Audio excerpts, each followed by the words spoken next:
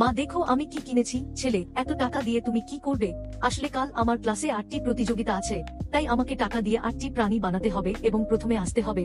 বাহ, তাহলে এই এটিএমটি নিয়ে এটি সম্পূর্ণ খালি করে দাও। চলো বাচ্চারা, যে টাকা দিয়ে সেরা প্রাণী বানাবে সে এই দুর্দান্ত ট্রফি জিতবে। হ্যাঁ ম্যাডাম, আজ আমি টাকা দিয়ে ধারালো দাঁতের একটি বিশাল কুমির বানালাম, যার চোয়াল পাথরও চিবাতে পারে। বাহ ক্যাপ্টেন, এটা খুব দারুণ। তুমি আজ পুরো 100 নম্বর নিয়ে পাশ করেছো।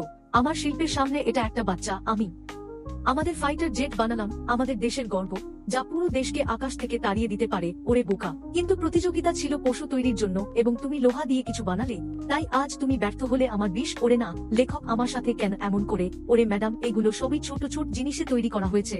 আমি কোটি কোটি টাকা দিয়ে তৈরি একটি বিশাল হাতি বানালাম। ওরে বাহ স্পাইডি, তুমি সত্যি অনেক খরচ করেছো। ঠিক আছে, অপেক্ষা করো, আমি এসে তোমাকে বলবো বিজয়ী। ওহ স্পাইডি, 1 ঘন্টা হয়ে গেল।